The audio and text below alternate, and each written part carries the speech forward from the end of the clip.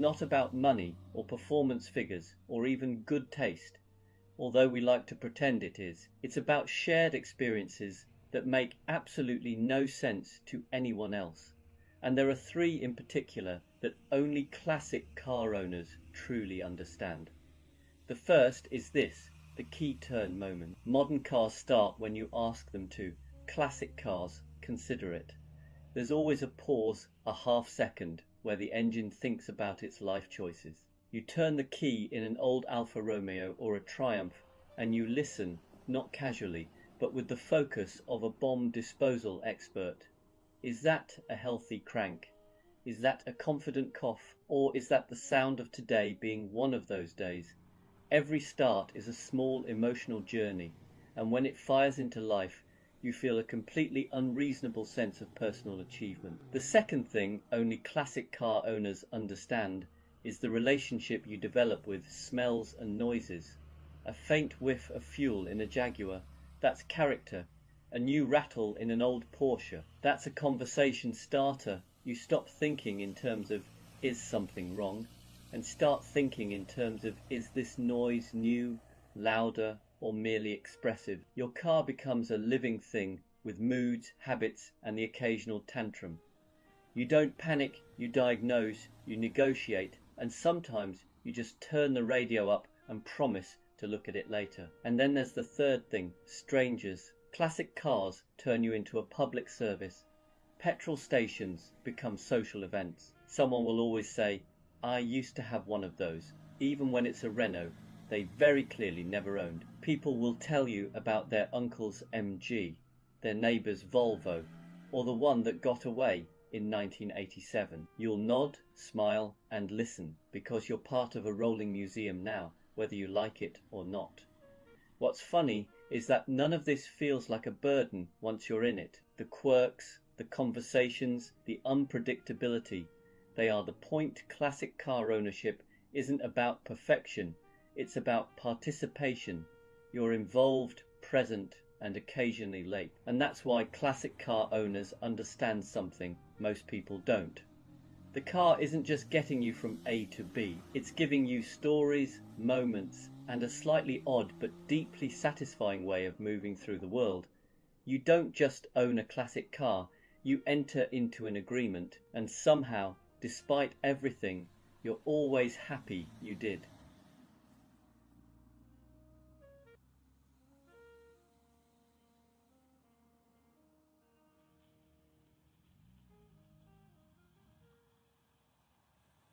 Owning a British classic car is a bit like living with a polite housemate who smiles warmly, makes excellent tea, and quietly rearranges your life while you're not looking. You think you're in charge, you're not, and if you listen closely, you'll realize your car is plotting against you, not out of malice, but out of tradition. Let's start with the first plot. Number 1, timing. Your British classic has an impeccable sense of when to misbehave. It will never fail on a random Tuesday when you have nothing planned. No, it waits patiently for the exact moment you're heading to a wedding, a long-awaited drive, or somewhere that requires arriving without the scent of petrol and regret. Triumphs, Bristols, old Jaguars, they all share this gift. They'll idle perfectly for weeks, then suddenly decide that today is the day the starter motor feels emotionally unavailable. And the thing is, it won't be dramatic about it. There'll be no bang, no warning light, just silence, as if to say, I'm terribly sorry, but no. The second plot is more subtle. Number 2, confidence erosion. British classics are masters of psychological warfare. One good drive and you feel invincible. You start thinking, I've sorted it now. You tell friends it's actually quite reliable. This is when the car strikes. A minor rattle appears, then a smell, then a noise that wasn't there yesterday and absolutely is there now. Is it serious? Is it nothing? You don't know. That's the point. A Land Rover will convince you that every vibration is either completely normal or the beginning of the end, and you'll never know which. A classic Mini will make you question whether that pull to the left is new or simply part of its personality. You start doubting yourself. The car remains calm. It has done this before. And finally, the most devious plot of all. Number 3, emotional attachment. This is where British classics really get you. Despite everything, the leaks, the quirks, the way a classic Jaguar can turn fuel into noise with astonishing enthusiasm, you fall for it, you forgive it, you defend it. You start using phrases like, "they all do that," and "it's just a simple fix," even though you've said that 6 times already. At some point, you'll catch yourself patting the dashboard of an old Rover or talking gently to an Austin Healey as if encouragement might help. And oddly enough, sometimes it does, or at least it feels like it does. That's when you realize the plot has succeeded. You're no longer an owner, you're a caretaker, possibly an accomplice. But here's the twist. This isn't really sabotage, it's a relationship. British classics don't want efficiency. They don't want speed or convenience. They want attention. They want patience. They want you to slow down, listen, and accept that perfection was never the goal. So yes, your British classic is plotting against you, against your schedule, your certainty, and your spare cash. But it's also plotting for something quieter and better. Fewer rushed journeys, more stories. And the kind of memories you only get from a car that occasionally refuses to cooperate. And honestly, you wouldn't have it any other way.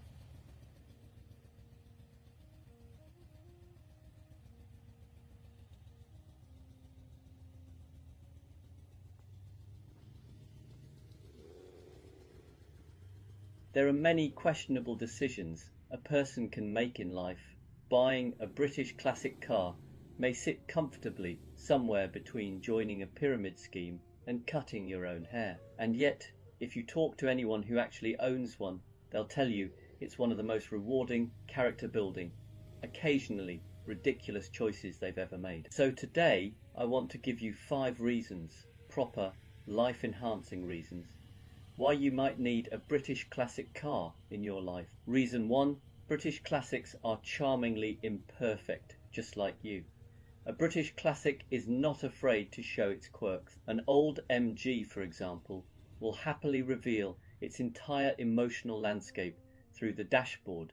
A flickering gauge here, a warning light that comes on only when it feels unappreciated. A Triumph may enthusiastically leak oil, but only because it doesn't believe in bottling up its feelings. And if you ever meet a Jaguar XJ from the 70s, you'll discover a car with the swagger of a rock star and the electrical stability of one too. But here's the magic, their flaws make them lovable. A British classic car teaches you that perfection is overrated.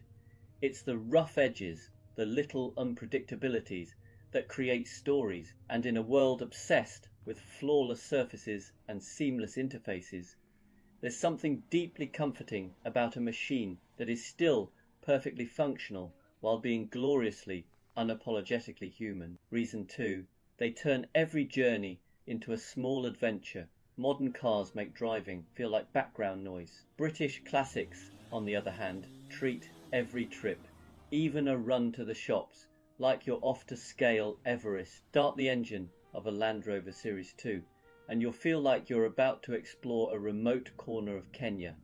Even if you're only going to Lidl, take an old Mini onto a back road and suddenly you understand why every motoring journalist becomes slightly hysterical around them. Drive a classic Bentley and you'll find yourself talking in a deeper voice and developing opinions about fine leather. British classics don't simply move you from A to B. They create a sense of occasion. They invite you into the moment, into the sound, the smell, the tactility of driving. They whisper, slow down, enjoy this, notice things. And if you listen, you realize that driving can be joyful again. Reason 3, owning one is joining an oddly supportive secret society. British classic car ownership comes with a built-in community, one that spans from tiny pub gatherings to enthusiastic online forums where grown adults debate the moral purity of different carburetor setups. Buy a classic Mini and you'll suddenly find middle-aged strangers waving at you in car parks.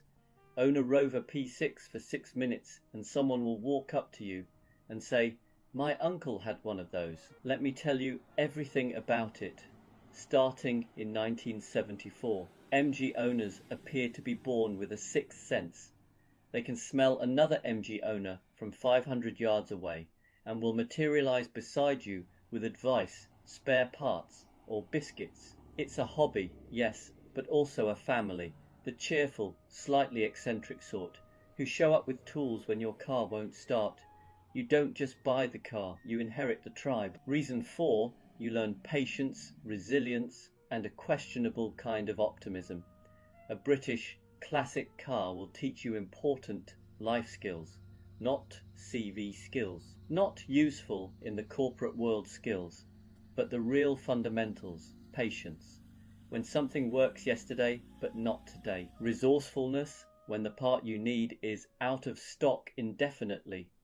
And optimism, when you see a puddle under the car and think, it's probably fine. There's a special kind of self-growth that happens when you try to understand 40-year-old Lucas Electrics, often referred to respectfully as the Prince of Darkness, which should tell you everything you need to know, yet somehow you manage, you adapt, you learn the car's language, you celebrate small victories like a monk achieving enlightenment, and over time you realize the car has made you calmer, more patient, and better at shrugging off life's little inconveniences. Reason 5.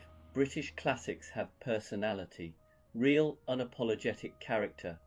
This is the biggest reason of all. A British classic car isn't just something you use, it's something you get to know. They have moods, preferences, favourite temperatures, and occasionally strong opinions about weather. An old Austin Healey has the cheeky grin of a mischievous teenager. A Jaguar E-Type has the sultry confidence of someone who knows they look incredible from every angle. A Land Rover Defender has the emotional range of a steel anvil, but a heart of gold. These cars are alive in a way that modern machines simply aren't. And because they have character, they give you character. You become the person who doesn't just drive somewhere, you arrive somewhere, accompanied by the sound of an old engine and a light spray of oil mist. People smile at British classic. They start conversations. They bring nostalgia, joy, curiosity, and a tiny splash of chaos. And let's be honest, the world is better with a bit of chaos in it. So why do you need a British classic car? Not because it's sensible, not because it's practical, but because it adds colour to your life. It slows you down, toughens you up, and makes everyday moments feel cinematic. It gives you stories to tell.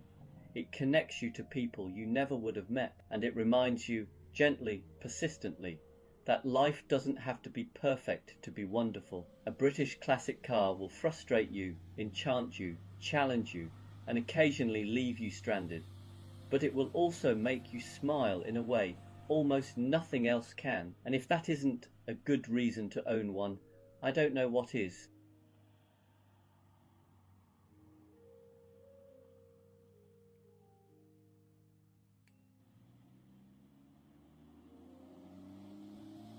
Classic cars attract many wonderful things: admiration, nostalgia, and unsolicited advice from strangers at petrol stations.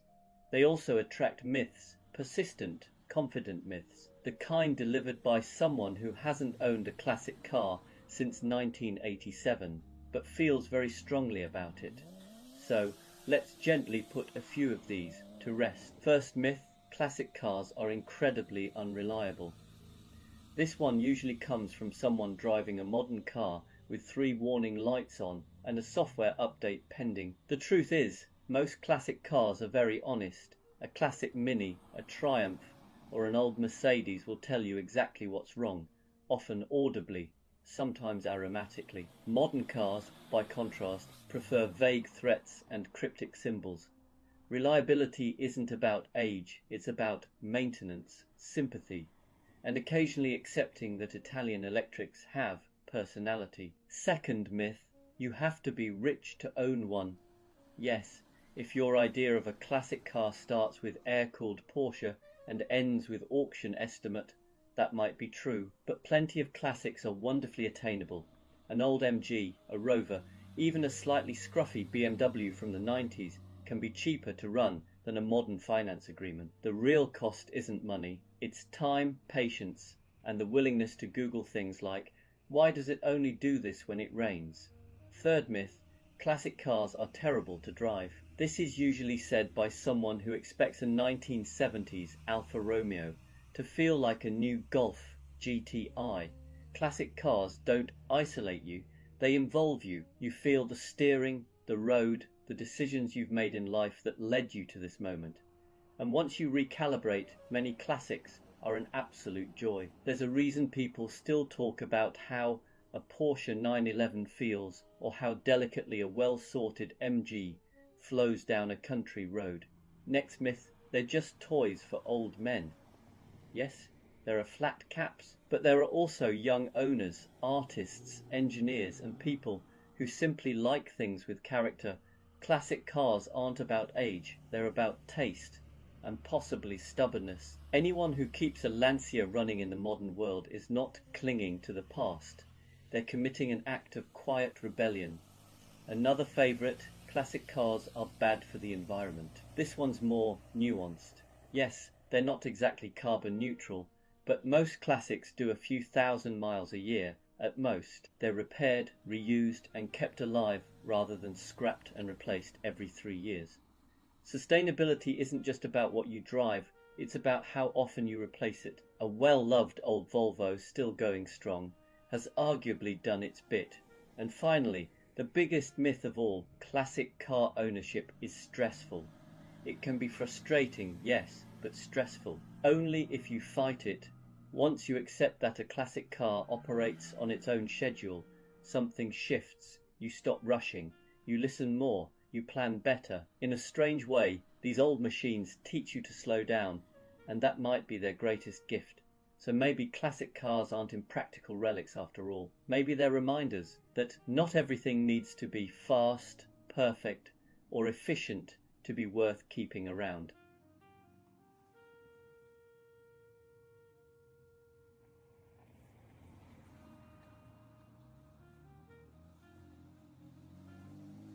There's a lot of talk these days about electric cars. They're sleek, they're quick, they're silent. A bit too silent, if you ask me. And every week someone asks me, so are you getting an EV yet?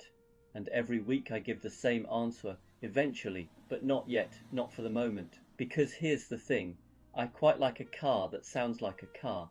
I'm not ready for something that hums quietly like a very patient washing machine. When I press the start button, I still want a little drama, maybe a grumble, maybe a cough, maybe a gentle reminder that pistons are doing something vaguely heroic under the bonnet. My friend's Tesla starts with all the emotional expression of a smartphone waking up from a nap. Is it efficient? Absolutely. Is it thrilling? Only if your definition of excitement is watching a battery percentage climb. Another reason I'm holding off is that I know myself far too well. If I owned an EV today, I'd be checking the range every 8 minutes. I'd become the kind of person who says things like, we can go to the shops, but only if we turn the heater off and drive like a monk. Some people get range anxiety. I'd get range melodrama. And then there's charging. I know it's improving. I know by the time I do buy an EV, it'll probably be seamless. But right now, I still enjoy the simplicity of filling up a tank in 90 seconds. Meanwhile, my friend with a Nissan Leaf spends his life sizing up car parks, like he's hunting for rare Pokemon. Oh look, a charger. Oh wait, it's broken. Oh wait, someone parked a diesel in the space. Oh wait, the charger works, but only when the moon is in the correct phase. I'm not emotionally ready for that kind of quest-based motoring. And then there's just the honesty of it. I like old cars. I like the smells. I like the quirks. I like turning a key instead of pressing a button that makes the dashboard light up like a Christmas tree. When I drive my old Porsche, or even a scruffy 90s hatchback, there's a sense of connection, a little mechanical handshake between me and the machine. It's messy, imperfect, wonderfully analog. EVs are brilliant at many things, but messy and imperfect is not their design philosophy.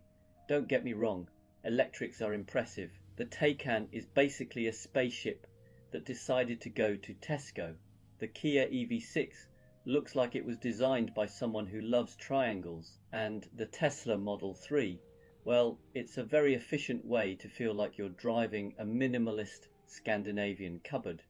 One day I'll get one. I genuinely believe electric cars will be part of my future, but for the moment, just for the moment, I'm staying with the rumbling, slightly leaky, occasionally dramatic world of classic and combustion powered cars, not because EVs are bad, but because I'm not quite ready to give up the noise, the character, and, if I'm being honest, the joy of a car that communicates constantly, even if some of that communication is help.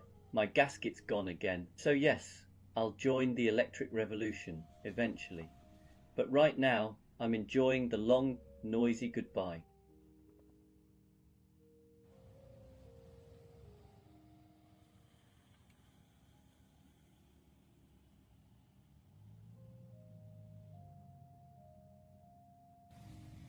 There's a strange calm that lives inside every classic car. It's not obvious at first. In fact, it's often hidden beneath rattles, warm oil smells, and the quiet suspicion that something electrical might be having a bad day. But once you spend enough time with an old car, you start to notice it, a kind of calm you don't really find anywhere else. Modern cars are very good at helping you forget you're driving. They insulate you, smooth everything out, and quietly take control, which is impressive, but it also means your mind stays busy elsewhere. In a classic car, that doesn't happen. Whether it's an old Porsche, a slightly dramatic Alfa, or a charmingly unpredictable Citroën, the car keeps you present. You feel the road through the wheel. You hear the engine thinking out loud. You're part of the process. And that's where the calm starts, because when you're paying attention to something real and mechanical, your thoughts stop racing ahead. You're not worrying about tomorrow's to-do list while guiding an old BMW through a corner or waiting for a carbureted engine to warm up properly. The car gently insists that you stay right here, not in a forceful way, just enough to bring you back. There's also comfort in the honesty of it all. Classic cars don't pretend to be perfect. A Land Rover will tell you exactly how it feels about potholes. A classic Mini will remind you that speed is optional and enthusiasm is not. Even something elegant like a Jaguar has no problem letting you know when it's had enough for the day, and somehow that honesty is soothing. You stop expecting perfection, you stop rushing, you adapt, and then there's the pace. Old cars move through the world differently. They're not in a hurry, and once you accept that, neither are you. You take longer routes, you leave earlier. You arrive calmer. Even a short drive starts to feel like a small event rather than a task to be completed. It's funny, we often talk about classic cars as stressful, temperamental things, and yes, they can be. But inside that unpredictability is a kind of quiet agreement. If you treat the car gently, it will do the same for you. It teaches you to listen, to ease off, to respond rather than react. So maybe the calm inside a classic car isn't something built into the dashboard or hidden under the bonnet. Maybe it's what happens when a machine slows you down just enough to notice where you are, what you're doing, and how good